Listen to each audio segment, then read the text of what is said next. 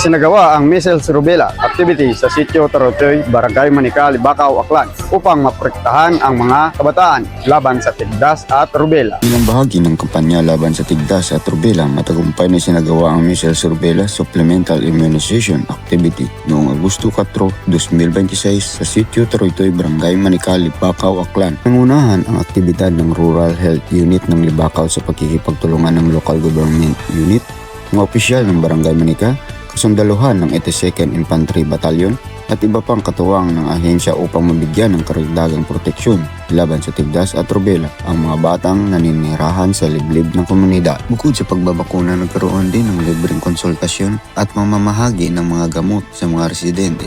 Nagsagawa rin ang mga kasundaluhan ng libreng gupit at namahagi ng libreng tsinelas at relief goods sa mga residente bilang bahagi ng kanilang serbisyong pangkomunidad. Sa kabila ng layo at hirap ng biyahe patungo sa sitio Taroytoy, matagumpay na inihatid ng mga health workers at mga kasundaluhan ang serbisyong pangkalusugan sa komunidad. Tumulong ang mga sundalo sa pagtiyak ng ligtas na paglalakbay ng mga medical team, pagpapanatili ng kaayusan sa lugar ng aktibidad at pagbibigay ng suporta upang maging maayos ang daloy ng immunization. Sa kabila ng hirap ng paglalakbay patungo sa lugar, matagumpay na inihatid ang mahalagang serbisyo, pangkalusugan at pangkabuhayan na sumasailalim sa matibay na pagtutulungan ng iba't ibang ahensya sa paghatid ng serbisyo at pangangalaga ng kapakanan ng mga mamamayan. So una sa tanan, no, istorya ko ginyo kung paano kami nakaabot, no? Paano kaya kami nakaabot? So the Department of Health ay may programa nga ginatawag nga Measles Rubella Supplemental Immunization Activity or MRSIA. No? Lutuyo itrayang kampanya kay matawaan itugang nga proteksyon ro aton nga mga inunga nga nagaedad anom sa hasta 51 nga bulan, no, kontra sa makalamatay nga tigdas ag rubella. Yung kampanya kay makararon nga Agosto, no? So bilang preparasyon sa rayang kampanya, patigayon kami nagakagainyain nga mga training, mga meeting, halin pa ko June, ko July, no? So sa isa ka training namon, kaibahan do mga RHU, sa ito niya do RHU, kato ka mo sa RHU, sa Libacao, pa sa health center, sa sentro nato ito, no? So kat nagpa-training kami, no, sa mga centers, sa mga health centers. So isa lang nga nagtuhaw nga problema, haman gali manaba rong mga porsyento it nabakunahan nga mga unga. Dahil may mga lugar pagihapon nga hindi maabot it's serbisyo, no? So ang mga na-mention ito particularly, the isa nga na-mention sa Libacao, Hayro Barangay Taroytoy. Sitio Taroytoy at Barangay Nalagsaan, no? So abo nga rason haman hindi kita maabot it's serbisyo, no? Una dahil malayo kita, no? Sunod kulang sa tao at kulang sa mga resources, no? So kami sa Provincial Health Office, nagpangunta na kami kung paano kami makabuli, no? At nag-commit kami nga kay Doc Aldrin, kilala niya atong MHO. Naghambay kami kay Doc nga maadto kami Doc ito sa inyo. Syempre, di pa magpati una day Doc, no? Basi ano-ano malang nanday PHO to, no? Pero hambay namon maadto kami. Sa mga sunod pagid nga meeting, nandun si Elmar, no? May mga partners kita nga ginpangayuan man itbulig kung paalin ano atong pwede maubra sa layang mga magayo nga lugar, no?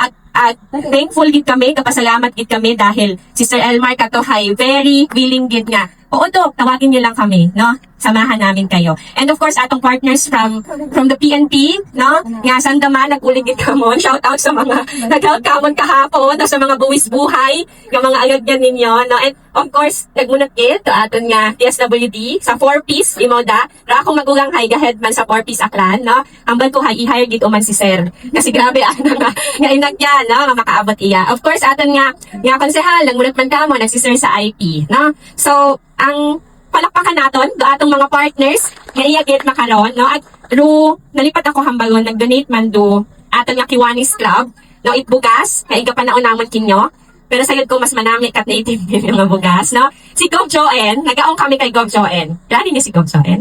Si Gov Joen namon yung boss sa provincial government, no? Nagaong kami kana kung pwede kami Gov, sugtan mo kami magpataroy-toy. No, syempre si Gov sigurado ka Doc, no? Pero si Gov nagpadala man kinyo iya tilata ag mga bulong. Hindi nagakonsulta kita. Nasa sauman palakpakan natin ating nga partners.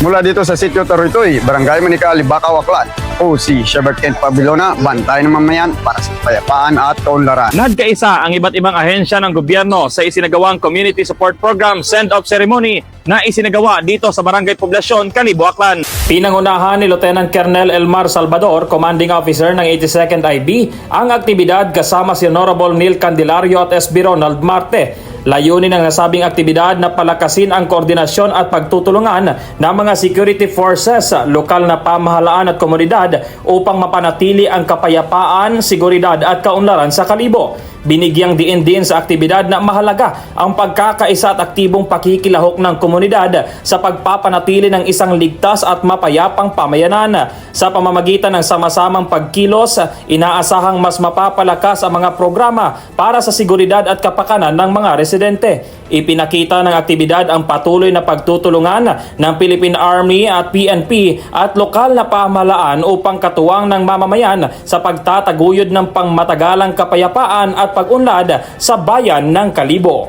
Mula dito sa bayan ng Kalibo, ako si Kirby Rebesencio, bantay ng mamamayan para sa kapayapaan at kaunlaran. Bantay laya, kami laging handa. Lingkod bayan sa serbisyo'y tapat.